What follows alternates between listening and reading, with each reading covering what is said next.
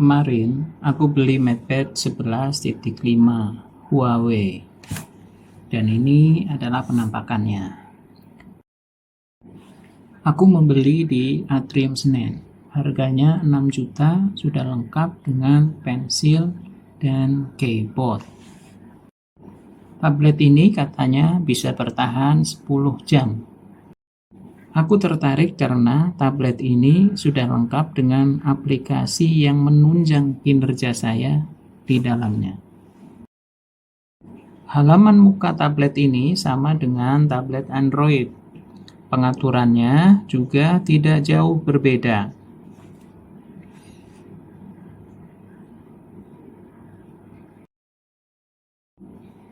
Di sini ada tampilan menu. Ada menu perekaman layar seperti yang saya gunakan sekarang. Menu dock navigasi untuk mempermudah kembali ke halaman depan. Ada juga menu tampilan baca yang menjadikan layar berwarna abu-abu sehingga nyaman untuk membaca.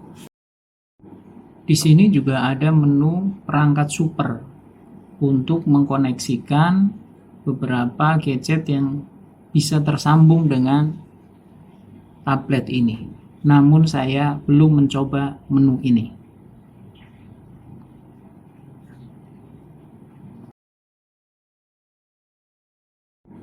Salah satu aplikasi yang menjadi andalan dari Huawei 11.5 dalam rangka menggait pelanggan adalah WPS Office. Dalam WPS Office ini ada 3 aplikasi, yaitu Word, Excel, dan PPT.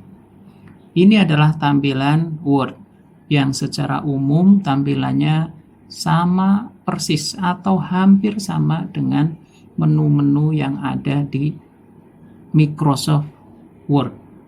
Dan bagi yang biasa menggunakan Microsoft Word, kerja dengan menggunakan WPS Office Word ini seperti tidak ada bedanya. Aplikasi WPS Office yang kedua adalah XLS, sama dengan Microsoft Excel.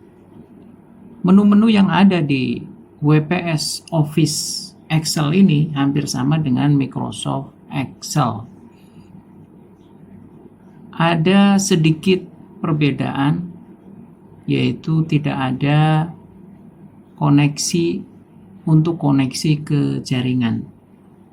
Kalau di Excel biasanya pakai ODBC, ini tidak akan kita temui. Makanya aplikasi-aplikasi Excel yang terkait dengan langsung dengan jaringan, ini sepertinya tidak bisa optimal dibuka di aplikasi WPS Excel ini.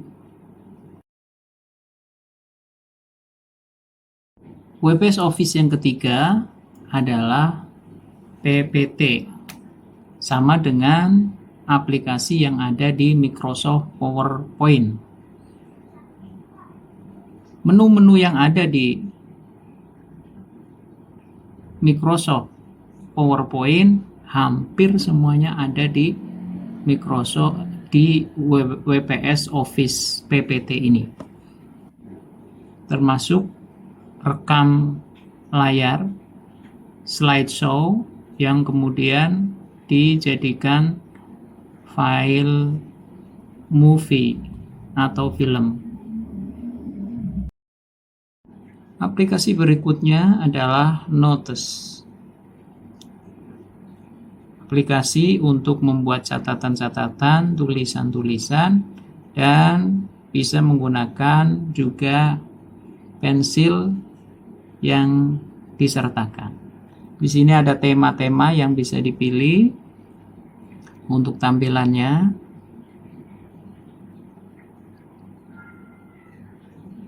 Di-download, kemudian nanti diimplementasikan. Ini adalah tampilan dari Notes bawaan dari Huawei. Di sini ada pilihannya untuk membuat tulisan, memilih warna, ketebalan garis.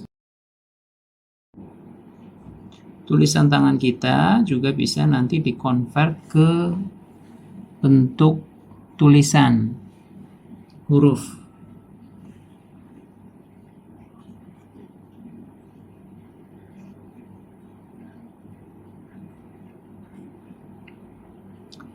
Ini rasanya sama ketika saya menggunakan tablet Samsung A8. Salah satunya saya berganti karena memang sudah terlalu lama, sudah nggak support lagi untuk update sistemnya.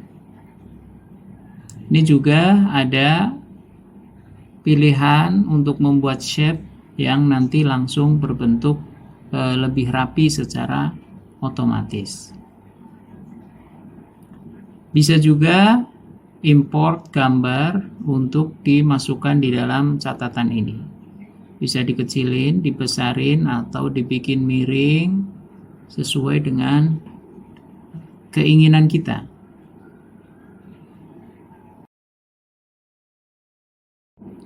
Notes juga menyediakan stiker-stiker yang bisa kita gunakan untuk optimalisasi catatan kita.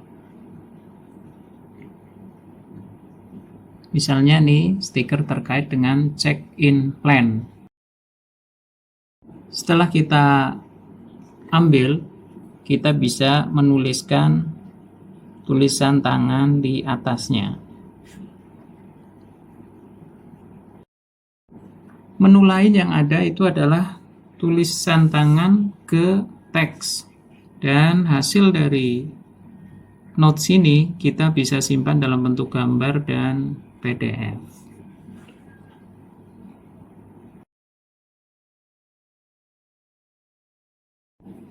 Menu lain yang menjadi andalan dari Huawei ini adalah GoPaint. Ini adalah menu aplikasi untuk menggambar. Di sini ada banyak pilihan pulpen, terus kemudian dimensi yang bisa kita pilih.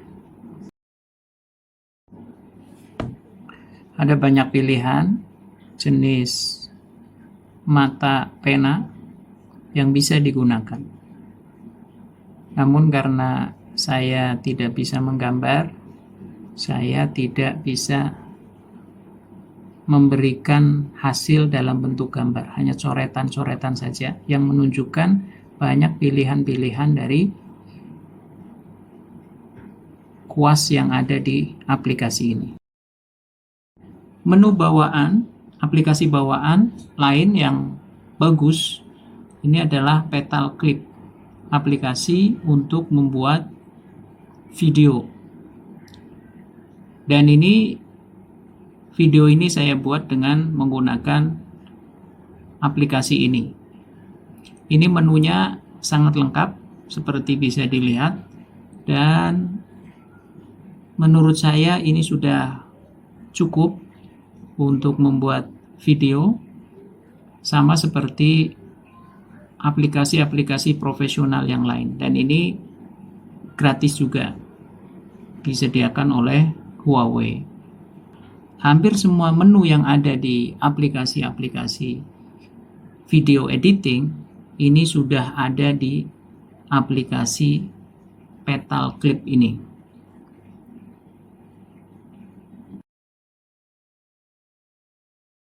Aplikasi bawaan yang lain itu adalah Petal Map.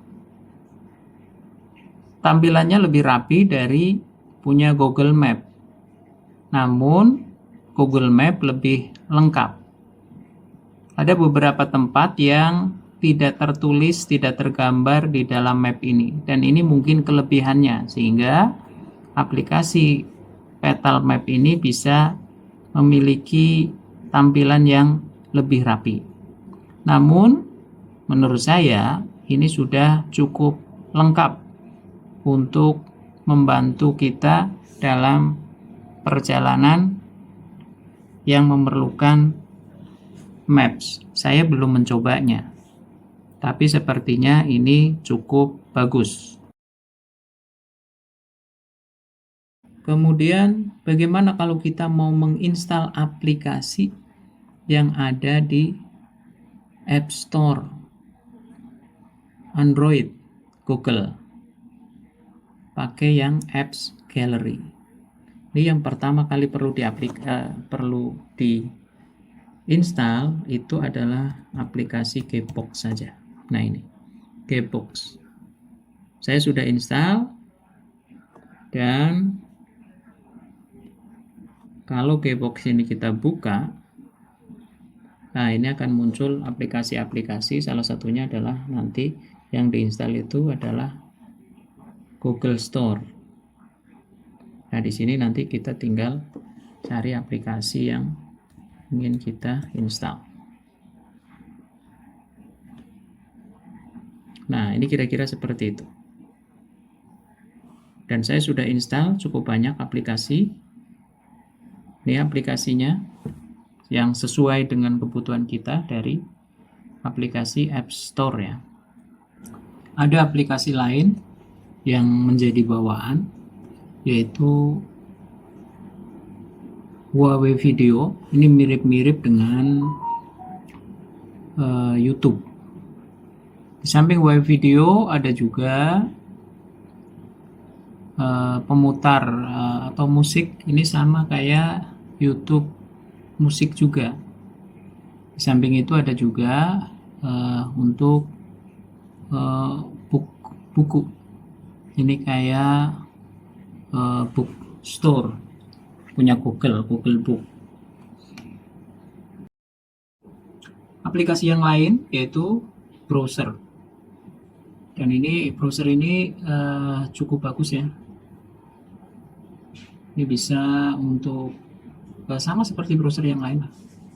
Saya mencoba membuka aplikasi 365 Excel dashboard online, itu juga cukup bagus di memakai browser ini. Aplikasi berikutnya adalah aplikasi foto. Untuk menampilkan foto-foto dan melakukan editing dasar. Secara umum editnya menurut saya sih masih kurang lengkap ya, karena nggak ada tambah teks yang fleksibel. Ada penambahan teks namun sangat basic sekali.